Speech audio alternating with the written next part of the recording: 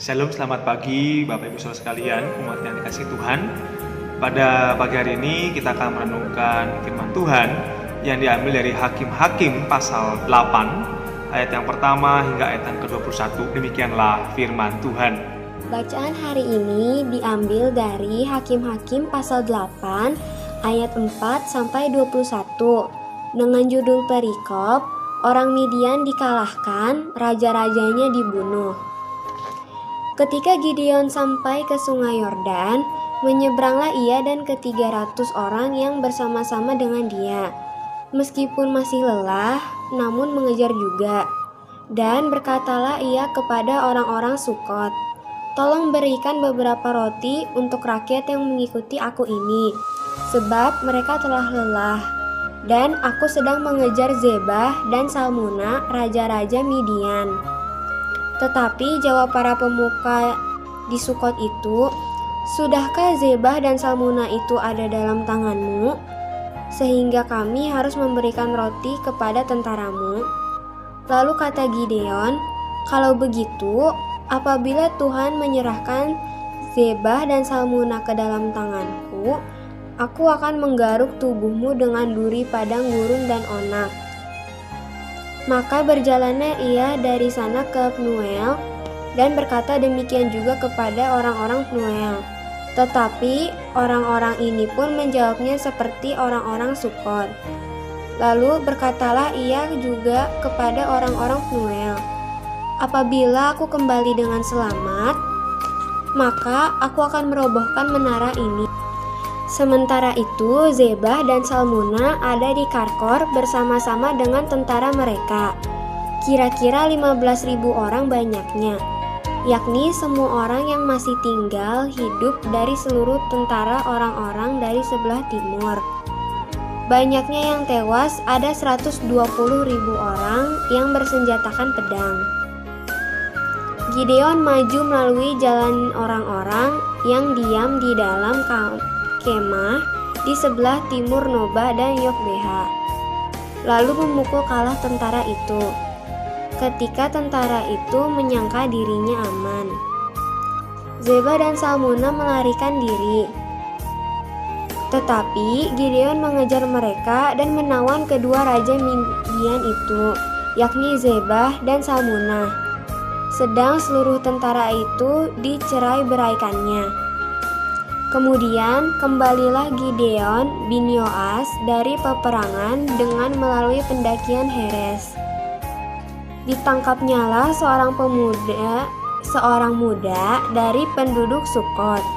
Setelah ditanyai, orang itu menuliskan nama para pemuka dan para tua-tua di Sukot untuk Gideon. 77 orang banyaknya. Lalu pergilah Gideon kepada orang-orang Sukot sambil berkata, "Inilah Zebah dan Salmuna yang karenanya kamu telah mencela aku dengan berkata, 'Sudahkah Zebah dan Salmuna itu ada dalam tanganmu, sehingga kami harus memberikan roti kepada orang-orangmu yang lelah itu?' Lalu ia mengumpulkan para tua-tua kota itu, mengambil duri dari padang gurun dan onak, dan menghajar orang-orang Sukot dengan itu. Juga menara Pnuel dirobohkannya dan dibunuhnya orang-orang kota itu. Kemudian bertanyalah ia kepada Zebah dan Salmuna, 'Di manakah orang-orang yang telah kamu bunuh di Tabor itu?' Jawab mereka, 'Mereka itu serupa dengan engkau.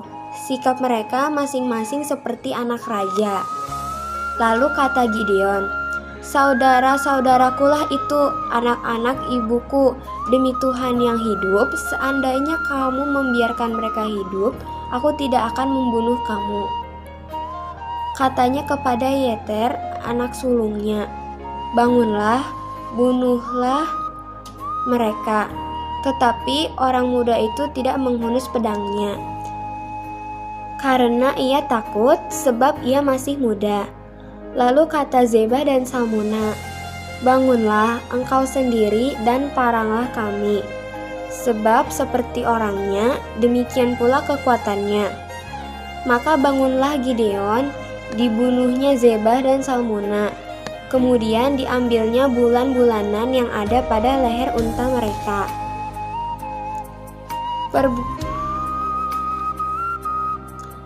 Demikian sabda Tuhan. Nah, Bapak Ibu Saudara sekalian, meski sudah menangkap 2 raja Midian di Hakim-Hakim pasal 7 ayat yang ke-25, Gideon dan 300 orang yang bersamanya masih terus mengejar musuh mereka. Karena masih ada 2 raja Midian yang lain, yaitu Zebah dan Salmuna. Kita bisa lihat dalam ayat keempat hingga ayat kelima. Mengapa demikian? Karena Gideon taat kepada Tuhan. Namun pengejaran tidak selalu berjalan mulus ketika Gideon meminta bantuan kepada orang-orang Sukot dan Penuel agar mereka memberikan makanan kepada tentara-tentaranya. Orang Sukot dan Penuel malah menolaknya dengan mentah-mentah di ayat yang ke-6 hingga ayat yang ke-8. Mungkin orang Sukot dan Penuel takut akan akibatnya bila ketahuan orang Midian bahwa mereka membantu orang Israel. Atau mungkin juga mereka tidak takut terhadap pasukan Gideon yang hanya berjumlah 300 orang saja. Apapun penjelasannya, penolakan orang Sukot membuat Gideon marah dan dia berjanji akan membalas perbuatan mereka di ayat yang ke-7 hingga ke-9. Namun masalah itu tidak membuat Gideon menghentikan langkahnya, Bapak Ibu Saudara sekalian. Ia tetap mengejar tentara Midian. Ia berhasil mengalahkan mereka, padahal mereka mengira diri mereka itu sudah aman. Mungkin mereka mengira bahwa Gideon tidak akan mengejar mereka hingga sejauh itu. Akhirnya dalam perjalanan pulang, Gideon menepati perkataannya. Ia menghukum orang-orang Sukot dan Penuel yang telah menolak mentah-mentah untuk membantu bangsa atau tentara Israel. Padahal mereka itu masih sebangsa. Maka sebagai hakim Israel, Gideon menghukum orang-orang egois tersebut. Nah, Bapak Ibu Saudara sekalian, umat yang dikasihi Tuhan, kira-kira apa yang bisa kita lakukan atau makna yang bisa kita ambil melalui pembacaan kita pada pagi hari ini? Nah, Bapak Ibu sekalian, yang saya dapati ialah yang pertama dari sisi Gideon dan tentara Israel. Pernahkah Bapak Ibu merasakan ketakutan yang luar biasa tatkala saudara merasakan ketakutan, saudara lupa dengan Tuhan, akibatnya meminta pertolongan kepada orang lain, tentu meminta kepada kerabat yang terdekat, tetapi toh ternyata kerabat itu sama sekali tidak bisa membantu. Pada hari ini, saudaraku, ingatlah firman Tuhan di dalam Yesaya pasal 41 ayat 13 berkata, "Sebab aku ini Tuhan Allahmu, memegang tangan kananmu dan berkata kepadamu, janganlah takut, akulah Allah yang menolong engkau." Saudaraku, mari kita serahkan kekhawatiran kita kepada Tuhan, karena Allah lah yang menolong kita. Oleh karena itu, janganlah kita takut.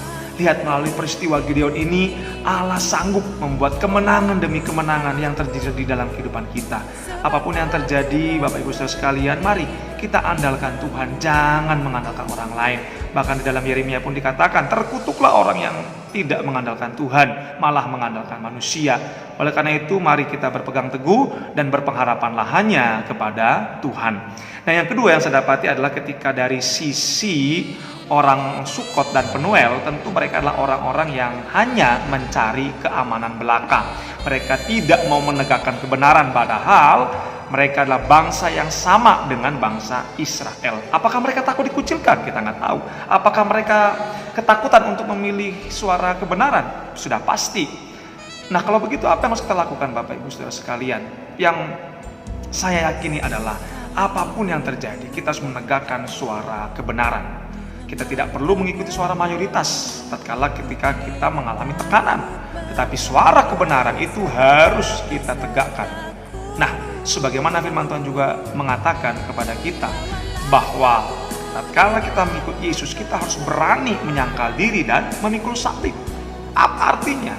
Artinya adalah tatkala kita berada dalam situasi tekanan, ketika orang lain berbeda dengan kita harus tetap menegakkan suara kebenaran. Itulah salib yang harus kita pikul. Itulah salib yang harus kita emban dalam kehidupan kita. Yang harus kita lakukan adalah menyangkal diri kita, menyangkal kedagingan kita, dan kita memikul salib Kristus. Nah, Bapak Ibu Saudara sekalian, hal apa yang kali ini Bapak Ibu alami? Mari, yang pertama saya ulangi, kita tidak usah takut. Mari kita serahkan semuanya kepada Tuhan.